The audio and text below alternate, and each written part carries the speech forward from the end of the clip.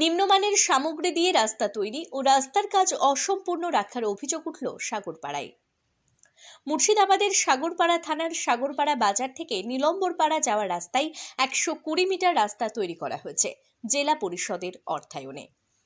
সেই রাস্তা তৈরিতে নিম্নমানের সামগ্রী ব্যবহার এবং 21 মিটার রাস্তার কাজ অসম্পূর্ণ করে রাখার অভিযোগ তুললেন স্থানীয় বাসিন্দারা। বাজারে ঢোকার মুখে প্রায় 21 মিটার রাস্তা সম্পূর্ণ করা হয়নি, ফলে বেশ খানিকটা জায়গা উঁচু নিচু হয়ে আছে। ঘটনায় ক্ষিপ্ত স্থানীয় বাসিন্দারা। বাজার থেকে এই রাস্তায় যেতে গেলে বিএসএনএল এর অফিস, আনন্দমার্গ স্কুল পড়ে। পাশাপাশি নীলম্বরপাড়া গ্রামে যেতে গেলে এই রাস্তা দিয়ে যাতায়াত করে সমস্ত গ্রামবাসীরা। সমস্যায় পড়েছেন স্কুল ছাত্রছাত্রীরাও। গ্রামবাসীদের অভিযোগ, অতি নিম্নমানের সামগ্রী দিয়ে ঢালাই রাস্তা তৈরি করা হয়েছে, যথাযথ পাথর সিমেন্ট ব্যবহার করা হয়নি। পাশাপাশি বাজারে ঢোকার মুখে 21 মিটার রাস্তার কাজ অসম্পূর্ণ রাখা হয়েছে। এর ফলে দুর্ঘটনা ঘটেছে ঘন ঘন। এভাবে রাখলে বর্ষার সময় হাঁটু জল জমে থাকবে। আমরা চাই বাকি রাস্তার কাজ দ্রুত সম্পূর্ণ করা হোক। সাগরপাড়া গ্রাম পঞ্চায়েত প্রধান বৈশাখী সরকার বলেন, আমি গ্রামবাসীদের কাছ থেকে অভিযোগ পেয়ে কন্ট্রাক্টরকে ঠিকঠাক কাজ করতে বলেছিলাম, কিন্তু 21 মিটার রাস্তার কাজ অসম্পূর্ণ রেখেই চলে গেছে। এতে সাধারণ মানুষের অসুবিধা হবে। আমিও চাই বাদবাকি 21 মিটার রাস্তার কাজ করা হোক।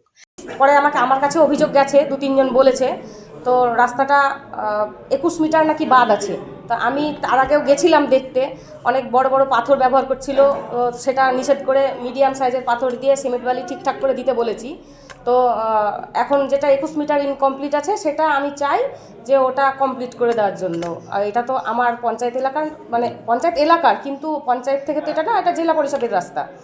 তো আমি চাইবো ওনাদের কাজটা যেন সম্পূর্ণ করতে ভালোভাবে।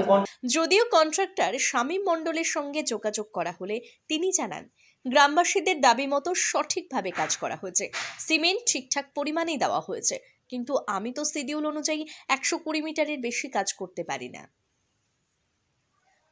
আপনারা দেখছেন গ্রাম বাংলা নিউজ, সবার সাথে সবার পাশে। কন্ট্রাক্টর যিনি ছিলেন তার সঙ্গে আমরা যোগাযোগ করেছিলাম।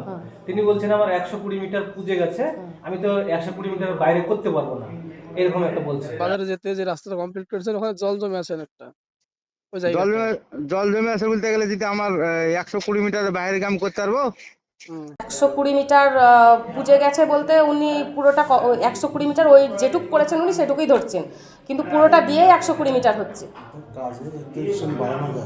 আবার একটুকু কম হলে সেটা কাজ একটু বাড়ানোও যায়, আমরাও পঞ্চায়েত থেকে করি এগুলো। যেহেতু মানে 50-60 হাত রাস্তা, সেটাকে তো বাড়িয়ে নিয়েও করা যায়।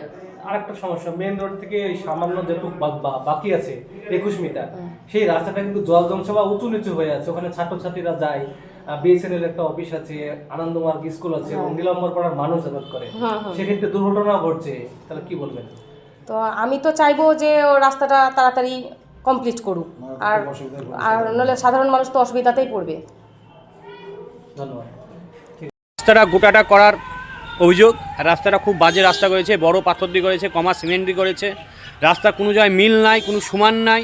হ্যাঁ, কিছু বলতে গেলে আমাদেরই মানে পিক আপ দেখাচ্ছে, গরম দেখাচ্ছে, একবারে ফালতু রাস্তা করেছে।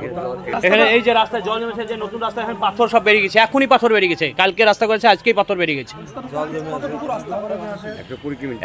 120 মিটার, 110 না, ওই যে ফাঁকায় পড়ে আছে। আপনি দেখেন, আপনার ক্যামেরায় আপনি দেখেন এদিকে।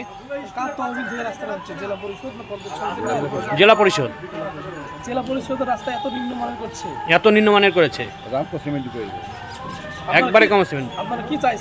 রাস্তাটা আমাদের ভালোভাবে তৈরি হোক, প্লাস হচ্ছে আমাদের পুরোটা জানে হয়। আমার নাম অভিজিৎ সাহা, বাড়ি এখানে সাগরপাড়া। একমাত্র অভিযোগ আগেকার ময়লা মাটির উপরে ঢালাই করেছে, মাটি ফাটি সরায়নি।